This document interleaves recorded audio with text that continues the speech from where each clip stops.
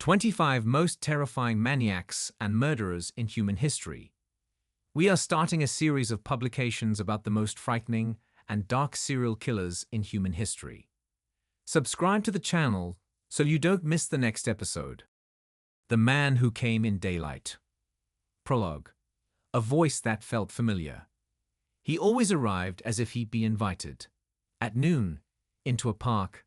At dusk, into a residential street. At night, up to doors still warm from the last hands that touched them. "Hi, could you give me a hand? I've hurt my arm." The voice, confident, open, indecently familiar. The face, like a neighbor's, a classmate's, a polite volunteer from a campaign office. Too normal to be a legend of horror. Too understandable to be recognized in time. This isn't a story about a monster from myth. It's about a man who learned to wear other people's trust like perfect camouflage, and about cities where police departments spoke different dialects in a pre-digital age. About the cracks on the map that widened into chasms where names, dates, and traces disappeared. And about the duty owed by those who remember. Childhood, A Secret, and The Mirror. November 24, 1946, Burlington, Vermont. The infant is born in a home for unwed mothers. On the certificate is mother's name, Eleanor Louise Cowell. The father's name, Silence. In her parents' Philadelphia house, the child will be raised as his mother's brother. The secret is glue.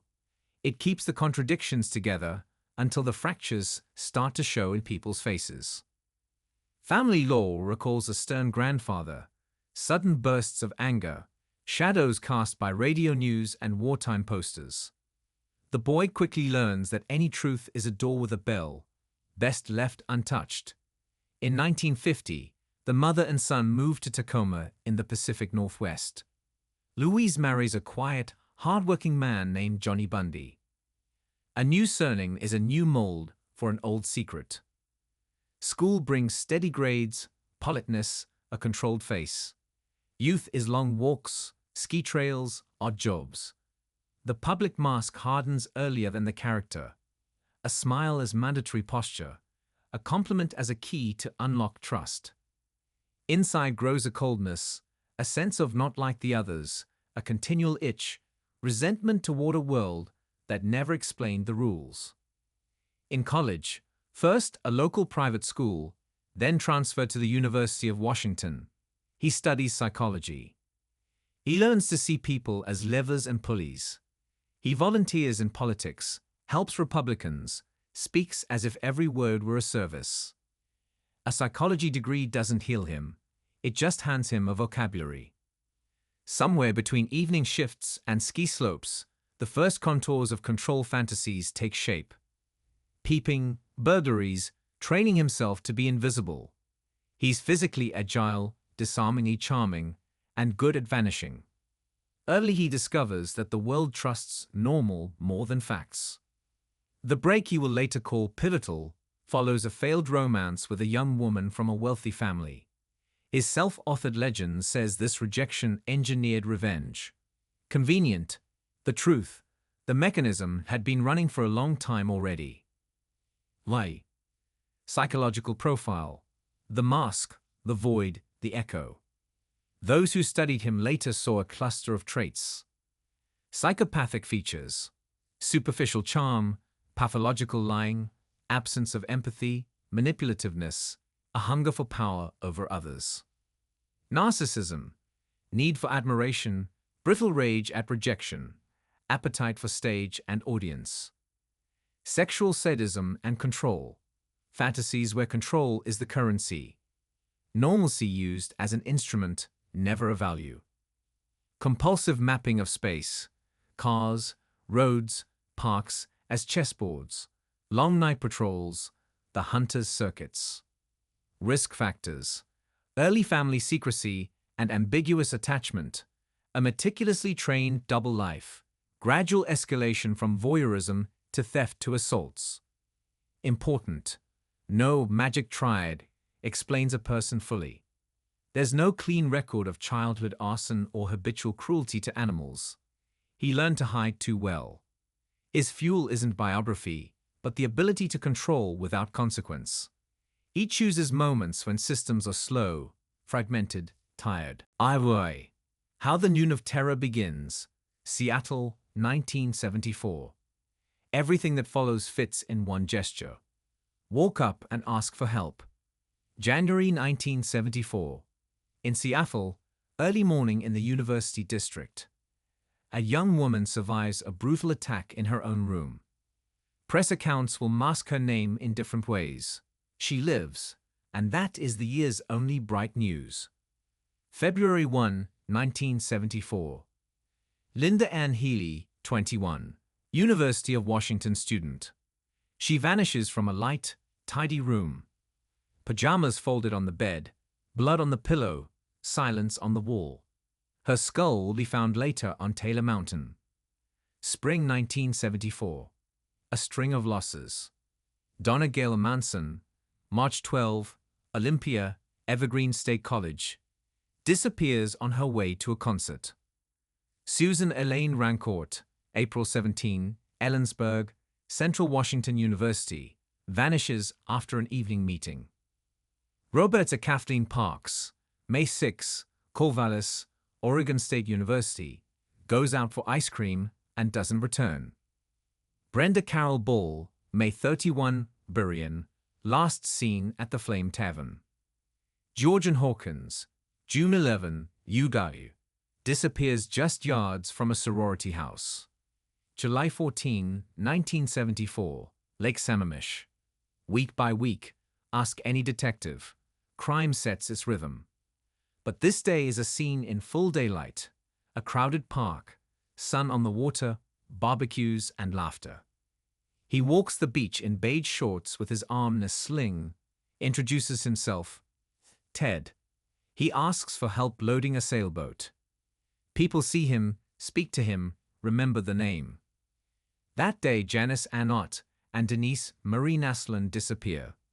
By autumn their remains are found in the Issaquah foothills, alongside those of Brenda Ball and Georgian Hawkins. The map finally starts to cohere. But the offender has already learned to drive longer, farther, hunting a new stage. IV. Geography as an instrument. 1974 to 1975. Utah, Colorado, Idaho. By fall, he's in Salt Lake City. Law school at the University of Utah. New city, new mask. He rents modest rooms, drives long into evenings and nights. His car is immaculate. Mats shaken out, tools nested in order. In the glove box, his smile. Utah, fall 1974. Nancy Wilcox, October 2, holiday, disappears on a quiet suburban street. Melissa Ann Smith, October 18, Midvale, the daughter of a local police chief, found 10 days later in the mountains. Carol DeRonch, November 8, Murray, gets into a car with a man posing as a police officer who says her Beetle was almost stolen and asks her to come to the station. She escapes from his car at a shopping center, becoming the living anchor of the case. The same evening, Deborah Jean Kent, Bountiful, disappears. Her remains will be identified only in part many years later. Colorado, 1975. Karen Eileen Campbell, January 12, Snowmass/Aspen. Last seen in a hotel corridor. Body found in February near a road. Julie Cunningham, March 15, Vale. Vanishes en route to a friend's. Denise Lynn Oliverson, April 6, Grand Junction. Sets out by bike to her parents and never arrives. Shetty K. Robertson, July 1, near Golden. Remains found in the mountains. Idaho, 1975. Lynette Dawn Culver, May 6, Pocatello, 12. The trail dissolves for decades. Confession comes much later. Utah, summer 1975. Susan Curtis, June 28, Provo, disappears at a university event. He drives hundreds of miles, turning the American West into a chessboard. In his trunk, tools and disguise. In his head, routes, and backups. He counts on the fact that one state's police don't speak fluently to the next state's. He's right, until he isn't. The night he was stopped, August 1975. August 16, 1975, a Salt Lake suburb. An officer spots a Beetle moving oddly, lights off, slowing, then veering. Stop. In the trunk, gloves, a crowbar, rope, trash bags, pry bars, handcuffs, disguises. Too many just-in-case items for a man who was just driving. He's booked Theodore Robert Bundy. On paper, he's the student of psychology turned law student, a former employee of a government emergency services office. Exactly the kind of person you'd put at a reception desk and trust with your house keys for the weekend. Released on bond, he's identified by Carol DeRanch from a photo lineup. Trial begins for kidnapping and attempted assault. In February 1976, he is convicted in Utah and sentenced to 1 to 15 years. Not the end. A pause. In Colorado, prosecutors are preparing charges for the Karen Campbell murder and demand extradition. VI. 2 escapes. June and December 1977. First, Aspen, June. A hearing on the Campbell charges. He's brought to court uncuffed and allowed to work in the law library. To prepare his defense. An open window. Pines, mountains, air.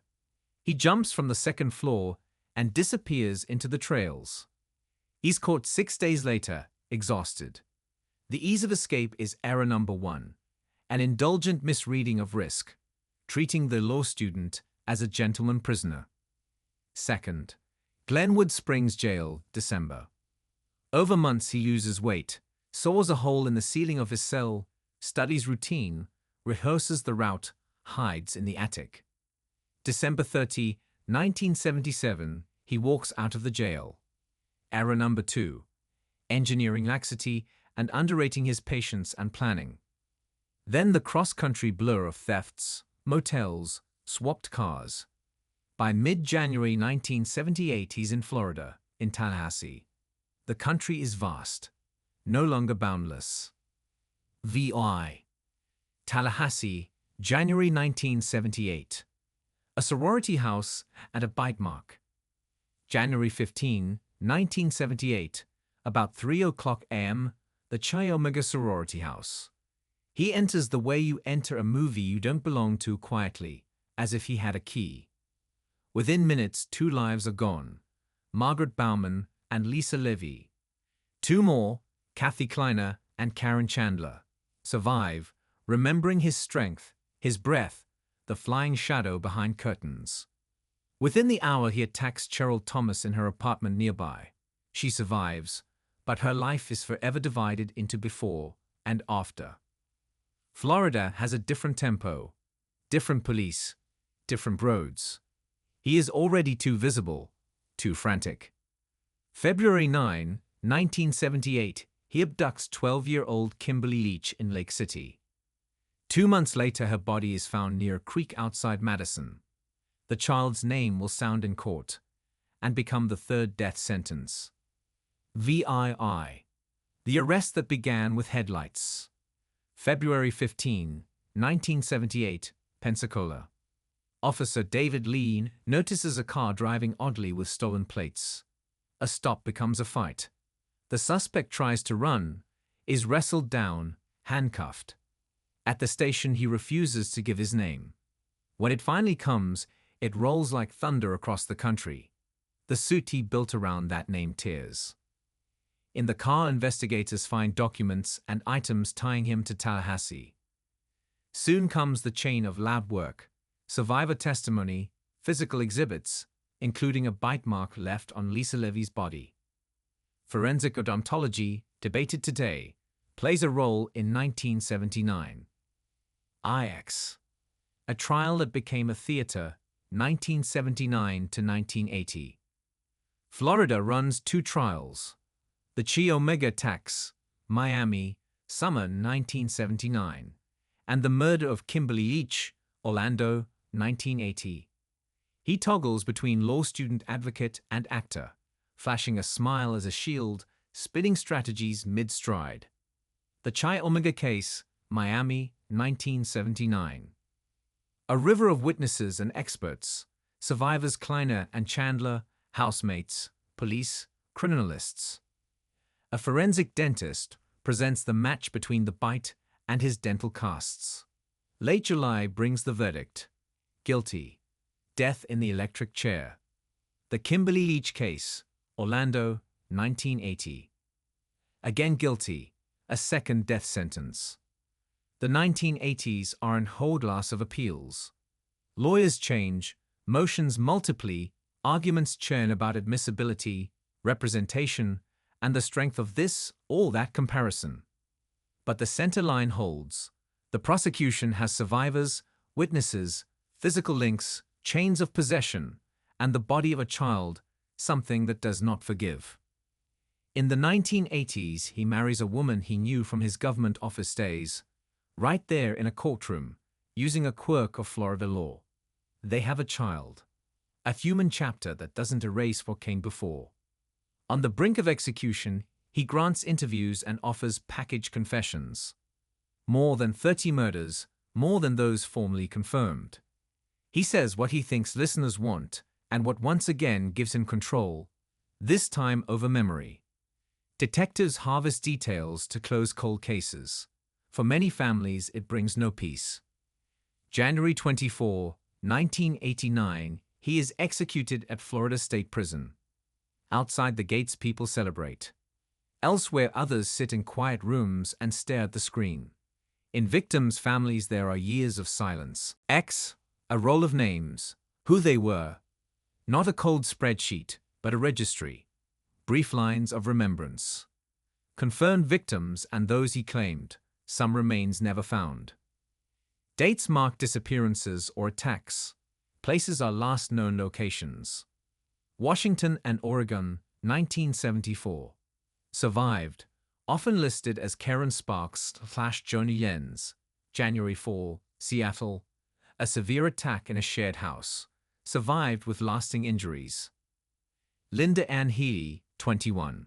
February 1, Seattle, Idaho. Remains on Taylor Mountain. Donna Gail Manson, 19.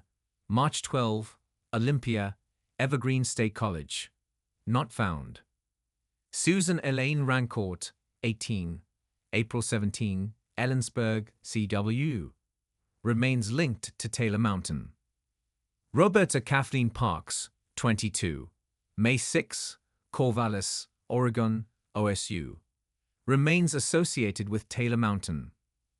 Brenda Carol Ball, 22. May 31, Burien, Flame Tavern. Remains in the Issaquah area. Georgian Hawkins, 18. June 11, Seattle, Idaho. Remains in Issaquah/Taylor area. Janice Annott, 23. July 14, Lake Sammamish. Remains at Issaquah. Denise Marie Naslund, 19. July 14, Lake Sammamish. Remains at Issaquah. Utah, fall 1974. Nancy Wilcox, 16. October 2, Holiday. Not found. Melissa Ann Smith, 17. October 18, Midvale. Found 10 days later in the mountains. Carol DeRonch, 18. November 8, Murray. Survived. Key witness. Deborah Jean Kent, 17. November 8, Bountiful. Partial remains identified years later. Colorado, 1975. Karen Eileen Campbell, 23. January 12, Snowmass/Aspen. Body found in February. Julie Cunningham, 26. March 15, Vale. Not found. Denise Lynn Oliverson, 25. April 6, Grand Junction. Not found. Shelley K. Robertson, 24. July 1, near Golden. Remains found in the mountains. Idaho, 1975. Lynette Dawn Culver, 12. May 6, Pocatello. Not found.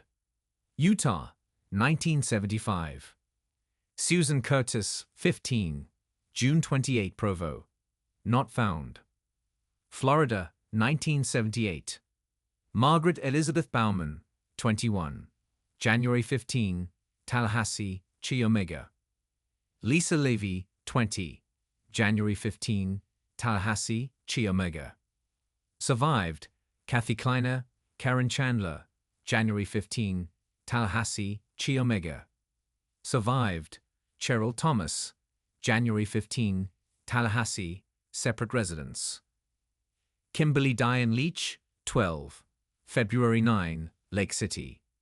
Body found in April by a creek in Suwannee County. He named other cases close to execution, including earlier episodes in Washington and Oregon in 1973. But evidence remains fragmentary. I leave them aside here, refusing to turn conjecture into fact. XI. Errors of police and courts. A map of fractures. This is not an indictment of individual detectives. It's a portrait of an era when investigations rolled down the highway at 55 and couldn't hop a state line with a click.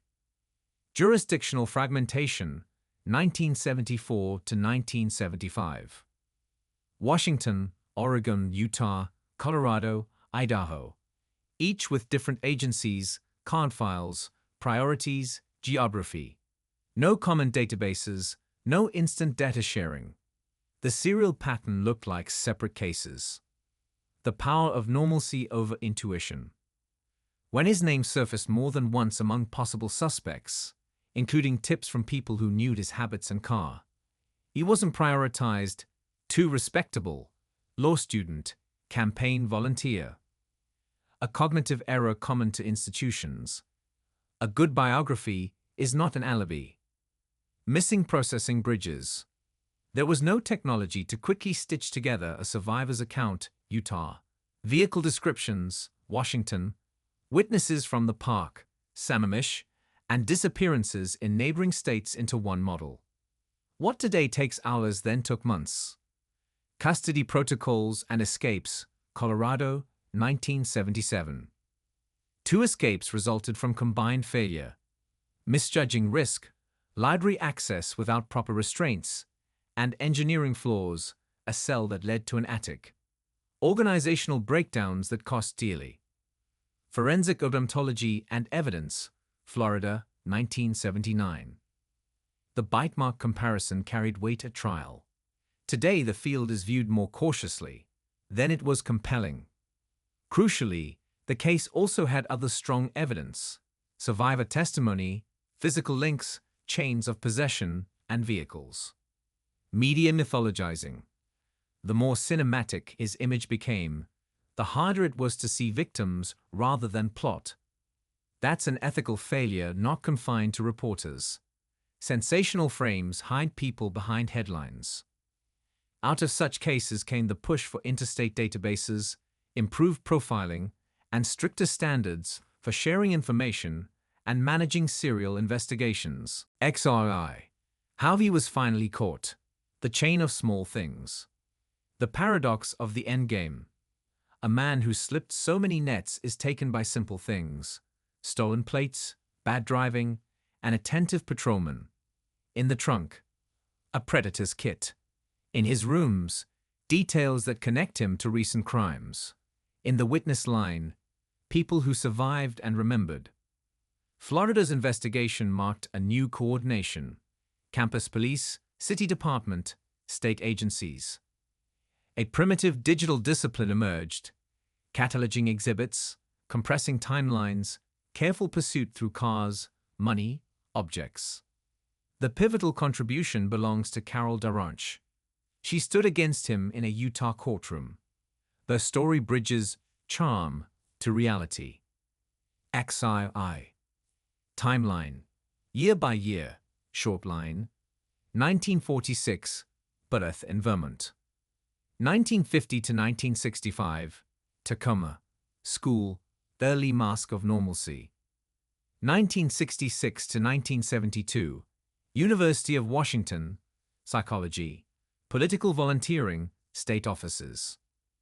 1973. Movements around the Northwest. Possible early episodes, insufficiently confirmed. 1974, Seattle area. A series of disappearances. Lake Sammamish, double daylight abduction. Fall 1974, Utah. Attacks and disappearances. Carol DeRanch survives.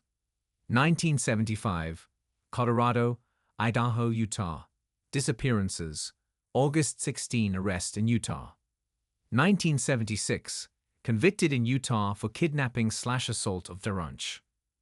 June 1977, escapes from the Aspen courthouse, recaptured 6 days later. December 1977, escapes from Glenwood Springs Jail, heads southeast.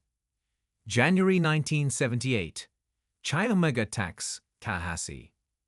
February 1978, abduction of Kimberly Leach. February 15 arrest in Pensacola. July 1979, Chi Omega verdict, death. 1980, Kimberly Leach verdict, second death sentence. 1980s, appeals, interviews, confessions. January 24, 1989, execution. XIV. What remains? In big stories about evil, there's always the temptation to find a master key. Childhood trauma, rejection, tapes. Some coin to toss into a well to hear the echo. Is why. But there is no single why. There is a combination, in a void, a carefully trained mask. Time's unfortunate features, system errors, and the paradox of trust. Our human urge to believe a good face and the right words. The answer isn't cynicism. The answer is new rules. Normalcy is not indulgence. A mask is not a guarantee. Collaboration beats borders. Survivors are not episodes, but witnesses on whom truth stands. Names aren't a list but stories that demand attention. XV. Epilogue.